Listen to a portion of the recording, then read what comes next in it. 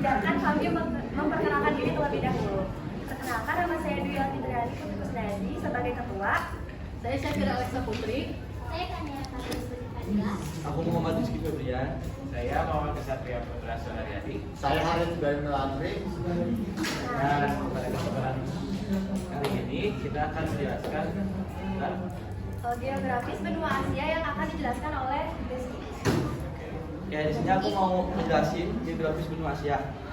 Secara geologis, benua Asia merupakan satu-satunya benua di dunia yang merupakan tempat bertemunya 3 jalur pegunungan besar, yaitu pegunungan muda Pasifik, pegunungan muda Mediterania, dan pegunungan Australia.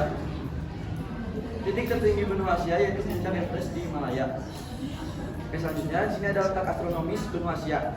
Secara astronomis, benua Asia terletak pada 11 derajat garis lintang utara, 80 derajat lintang selatan, dan 26 derajat bujur timur. 170 derajat bujur timur. Pada dasarnya masing-masing benua di permukaan ini memiliki letak dan luas batasnya sendiri. Oke ya, selanjutnya aku mau jelasin bentuk muka benua Asia. Lipatan pegunungan muda membujur dari Laut Tengah hingga ke Turki. Pegunungan ini tersambung ke pegunungan Kaukasus yang membujur hingga ke Iran dan India. Kemudian bercabang menjadi 3, yaitu pegunungan Tian, pegunungan Kunlun, dan pegunungan Karakoram di semenanjung Malaya. Ujung dari pegunungan lipatan muda ini ialah di Laut Banda. Yang kedua, ada plato daratan tinggi terdiri atas batu Arab di bagian timur Asia Barat serta plato dekat di India. Lalu ada dataran rendah utara meliputi kawasan Siberia dan Turan di Rusia. Yang ketiga, dataran aliran sungai meliputi sungai Tigris, Efrat, Indus, Ganga, Irrawaddy, Brahmaputra, Mekong, Yangtze, dan Huangho. Oke, terakhir di sini ada kondisi iklim benua Asia. Yang pertama, iklim tropis, suhu tinggi, lembab, curah hujan tinggi. Wilayahnya di Asia Tenggara, Asia Selatan, dan semenanjung Arab. Yang kedua, ada iklim subtropis, memiliki perbedaan suhu yang tajam, memiliki 4 musim, yaitu musim semi, dingin, gugur, dan panas. Wilayahnya di negara-negara di sekitar Laut Tengah. Yang ketiga, ada iklim sedang, perpaduan antara iklim subtropis, dan iklim kutub. Wilayahnya di kawasan sekitar Mongolia. Yang keempat, ada iklim kutub, musim dingin yang panjang dan musim panas yang sangat pendek. Wilayahnya terdapat di Asia bagian utara sekitar Siberia. Yang kelima, ada iklim kontinental, adanya pengaruh daratan yang kuat. Wilayahnya di Gurun Gobi atau kedalaman benua. Yang terakhir, ada iklim gurun, perubahan suhu selalu berubah-ubah dengan cepat serta curah hujan yang rendah. Wilayahnya Asia Barat dan Timur Tengah. Ya, tadi saja. Baik, selanjutnya akan dijelaskan oleh Kania. Geografi Jepang. Geografi Jepang secara geografis Jepang terletak di belahan bumi barat dan bagian paling timur benua Eurasia. Batas sebelah utaranya ada Laut Okhotsk yang memisahkan Jepang dengan Rusia. Batas sebelah timur Jepang ada Samudra Pasifik. Batas sebelah darat Jepang adalah Laut Jepang atau Laut Timur yang memisahkan Jepang dengan Korea. Sekitar 80% wilayah Jepang merupakan pegunungan yang terbentuk dari pertemuan lempeng-lempeng dunia. Ada 4 lempeng dunia yang bertemu di Jepang, yaitu lempeng Pasifik, lempeng Eurasia, lempeng Filipina, dan juga lempeng Amerika Utara. Pertemuan lempeng-lempeng tersebut mengakibatkan Jepang seringkali dilanda gempa tektonik. Pertemuan lempeng tersebut telah membentuk mesin api Pasifik. Jepang memiliki sekitar 200 gunung berapi dan 60 di antaranya adalah gunung berapi aktif yang membuat Jepang tidak hanya rawan akan gempa tektonik, namun juga letusan vulkanik, gempa vulkanik, dan tsunami. Letak astronominya membuat negara Jepang memiliki iklim sedang hingga subtropis. Jepang juga memiliki 4 musim, yaitu musim panas,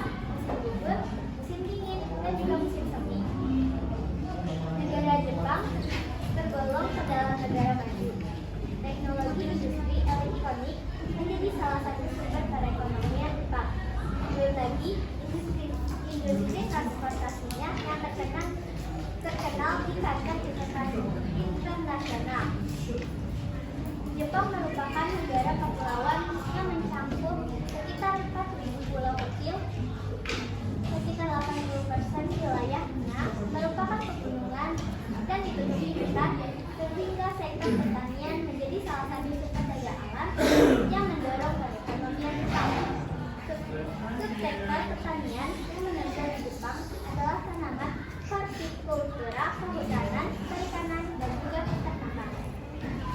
Oke, selanjutnya akan dilanjutkan oleh Safira dan halaman selanjutnya. Jadi di sini aku bakal ngejelasin sumber daya manusia negara Jepang. Mengapa Jepang disebut sebagai negara yang maju? Karena Jepang berhasil membangun kembali negaranya tidak lain karena memperhatikan kualitas sumber daya manusia. Kualitas sumber daya manusia menjadi kunci keberhasilan Jepang menjadi negara maju dan mampu bersaing dengan beberapa negara lainnya di dunia. Berikut bagaimana orang Jepang melakukan hal-hal berikut untuk memajukan negaranya. Yang pertama, ada merasa malu saat tidak berprestasi. Yang kedua, memanfaatkan waktu untuk membaca buku. Yang ketiga, orang Jepang terbiasa hidup mandiri. Dan yang keempat, disiplin hingga sampai hal-hal yang kecil. Yang kelima, orang Jepang melindungi hasil negaranya dengan cara mendukung petani lokal. Yang kedua, ada strategi sumber daya manusia Jepang. Para sarjana Jepang mempelajari industri dan agrikultur di Eropa, khususnya Prancis dan Jerman. Para sarjana Jepang mempelajari bahasa, sains, dan kultur Eropa. Kemudian para sarjana lulusan Eropa itu membangun usaha bisnis berbasis nilai-nilai kekeluargaan Zaibatsu. Jepang mereformasi nilai tukar dan perbankan menyusul krisis keuangan tahun 1880. Keulen Reform 1873, Jepang memasukkan pusat pendidikan farming. Hasilnya ekonomi agrikultur Jepang naik tajam 1870 hingga 1900. Meskipun Jepang sangat miskin sumber daya alam, Jepang mengimpor teknologi dari Eropa. Pemerintah melatih rakyat Jepang untuk melanjutkan inovasi dan adaptasi teknologinya. Hasilnya, teknologi inovasi Jepang bersaing di pusat global. Jepang mengadaptasi teknologi jam asal Swiss, motor asal Inggris, dan mobil asal Jerman dan Amerika Serikat, instrumen musik dan alat asal Prancis. Lalu materi sumber daya manusia selanjutnya akan dijelaskan oleh dia. Silakan halaman selanjutnya. Ya, sekian.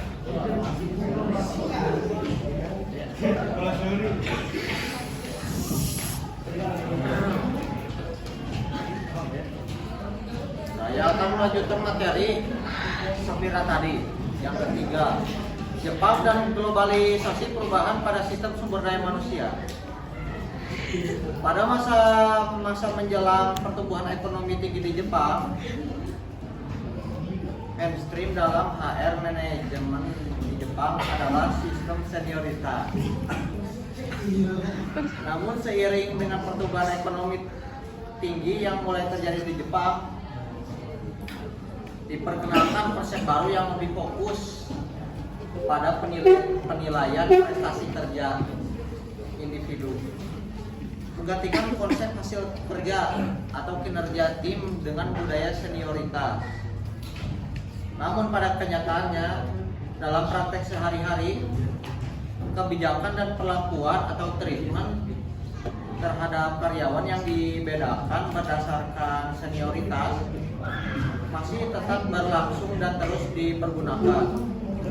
Setelah konsep manajemen sumber daya manusia dipergunakan dalam kurun waktu yang lama, lalu terjadi keruntuhan ekonomi yang disusul oleh resesi ekonomi Jepang.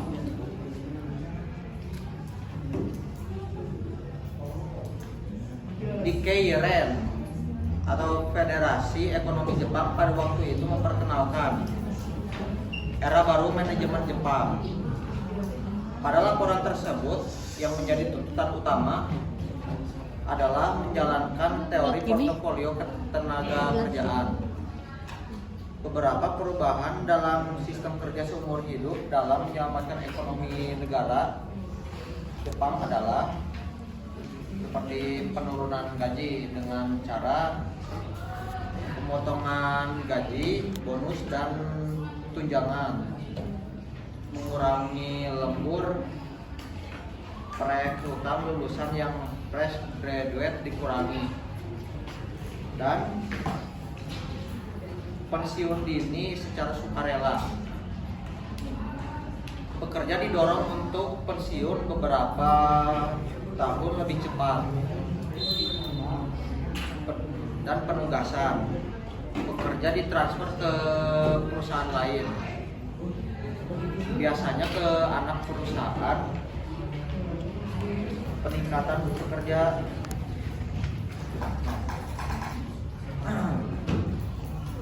penugasan, pekerja ditransfer ke perusahaan lain, biasanya ke anak perusahaan.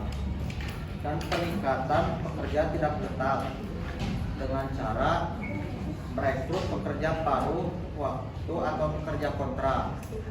Dan yang selanjutnya, yang keempat, teknologi dan sains Jepang yang maju.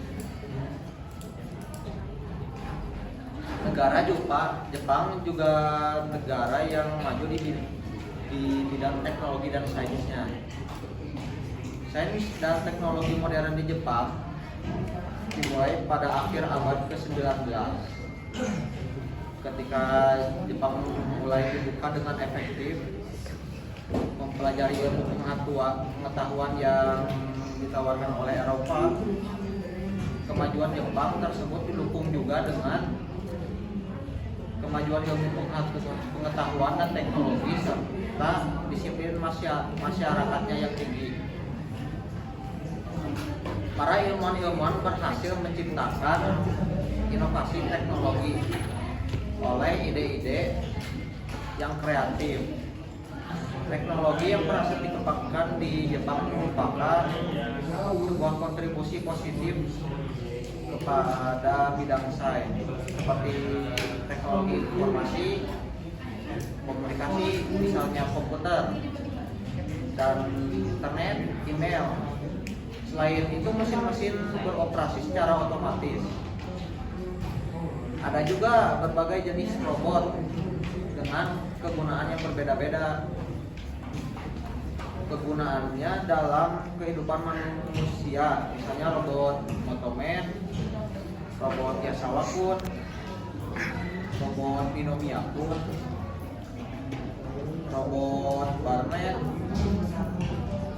robot Riba, dan adanya robot Ektroid. Selain itu, pengoperasian Shinkansen juga merupakan bangganya Jepang dengan kecanggihan teknologi yang sudah mendunia.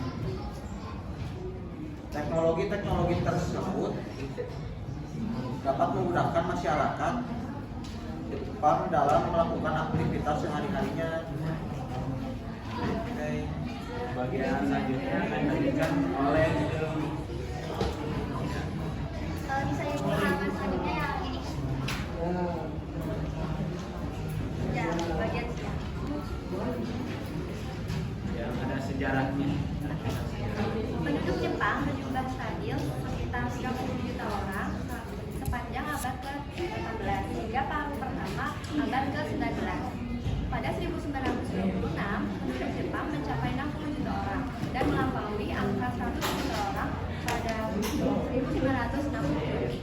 Namun, sejak 1960-an hingga 1970-an, laju pertumbuhan penduduk melambat menjadi rata-rata sekitar 1% dan turun drastis sejak 1980.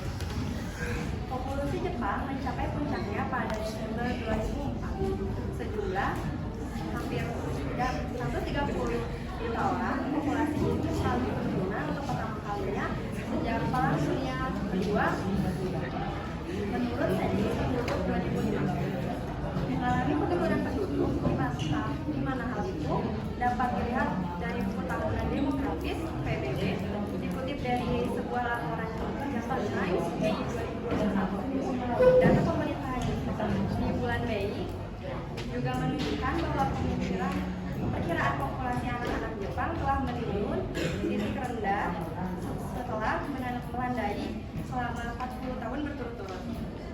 Pada laporan tersebut, Kementerian Dalam Negeri dan Komunikasi Jepang menyebutkan bahwa jumlah anak usia 14 tahun atau lebih muda telah mencapai 14 juta lebih pada April 2021. Jumlah ini 190.000 lebih sedikit daripada tahun sebelumnya.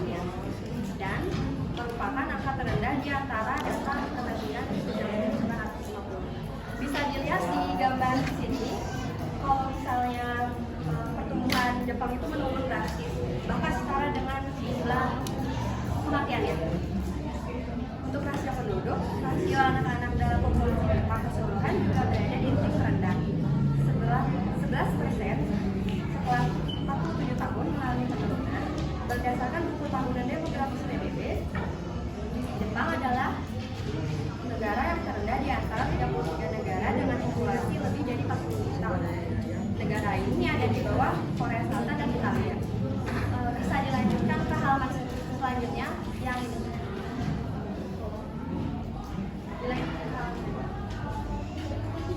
Nah, kalian penasaran nggak sih kenapa Jepang mengalami penurunan populasi? Penyusunan jumlah penduduk Jepang telah lama ditimpakan kesalahan pada para pemuda Jepang.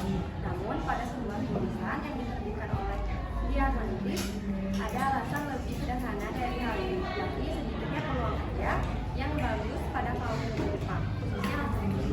Di negara itu, laki-laki masih dianggap sebagai pencari nafkah dan penyokong keluarga, sehingga peluang pekerjaan yang bagus menciptakan dua orang pria tidak menikah dan tidak punya anak. Terlebih, calon pasangan mereka juga tahu bahwa mereka tidak mampu. Di negara itu, laki-laki dianggap sebagai pencari nafkah dan penyokong keluarga, sehingga seorang profesor antropologi kultural University and Allison seperti dikutip dari The Atlantic mengatakan bahwa orang-orang yang akan mengatakan bahwa alasan utama orang-orang ini adalah ketidakstabilan ekonomi. Peluang ekonomi yang tidak stabil ini berangkat dari tren yang lebih besar dan bersifat global, yaitu munculnya lapangan kerja yang tidak tetap. Nah, untuk dampak-dampaknya, aku akan mulai dari dampak negatif terlebih dahulu. Dampak negatif yang pertama adalah berkurangnya tenaga kerja. Dengan jumlah penduduk yang semakin berkurang, otomatis jumlah tenaga kerja yang semakin berkurang. Hal ini mengakibatkan turunnya produktivitas negara. Kedua, berkurangnya jumlah penduduk yang membayar pajak. Pajak sangat bermanfaat bagi negara untuk sebagai investor. Ketika jumlah penduduk suatu negara berkurang, maka lama-kelamaan jumlah penduduk yang membayar pajak akan berkurang juga. Lalu untuk dampak berikutnya, populasi berkurang. Dengan berkurangnya penduduk yang ada, maka populasi dapat ditekan hingga seminimal mungkin. Misalnya dari segi transportasi, penduduk juga akan lebih sedikit memerlukan moda transportasi yang diperlukan. Lahan hijau semakin banyak. Untuk bisa menghidupi penduduk yang berjumlah sedikit, tidak akan membutuhkan banyak tempat tinggal dan sumber makanan yang terlalu banyak. Demikian lahan hijau akan semakin banyak. Sekian dari saya. Dan akan dilanjutkan oleh Oke, silahkan ke halaman terakhir.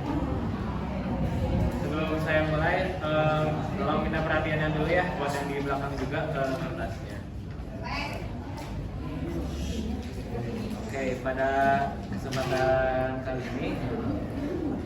ini kurang lebih harapan atau kurang lebih upaya lah ya, upaya pemerintah untuk meresolusikan atau menyelesaikan masalah ini. Jadi bisa disebut harapan untuk negara matahari terbit, yaitu Jepang.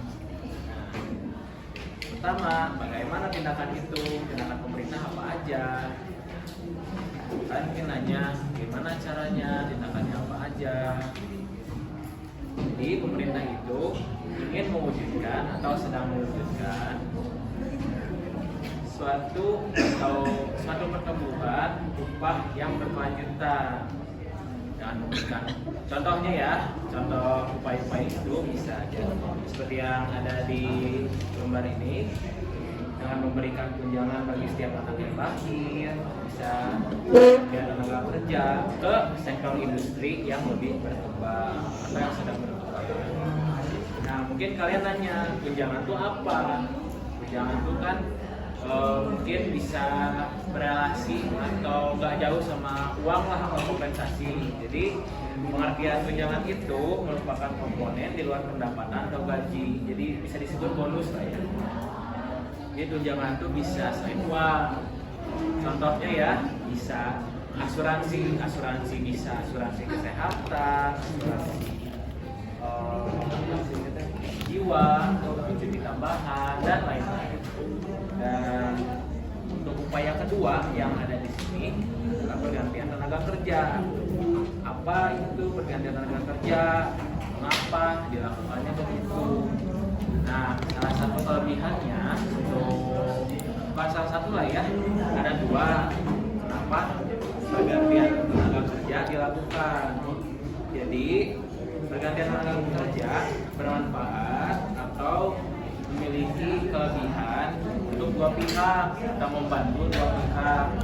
Pertama, membantu pihak para tenaga kerja atau para pekerja seperti ya yang kerja di kantoran atau kerja di pertambangan dan lain-lain. Jadi para pekerja itu diuntunginnya keuntungan bagi para pekerja ini adalah mereka digaji untuk kebutuhan sehari-hari. Dan di sisi yang lain untuk pihak sektor yang para pekerja ini sedang bekerja, mereka juga memberi keuntungan bekerja. Ini adalah majunya sektor pekerjaan mereka. Misalnya kalau pertambangan berarti kalau maju berarti karena para pekerjanya lebih bagus bagaimana, maka sektor itu akan terus berkembang. Nah, mungkin kalian juga bakal nanya kenapa aku ngejelasinnya yang lebih karena ada tunjangan, ada pergantian tenaga kerja dan gaji. Kenapa? Kembali lagi ke materi yang dulu sudah jelaskan. Karena kan biasanya di keluarga lah ya, rumah tangga, kepala keluarga itu biasanya laki-laki atau bapak, dan pekerjaannya itu adalah menafkahi satu keluarga itu. Dan dikarenakan pekerjaan di Jepang rata-rata atau kebanyakannya sekarang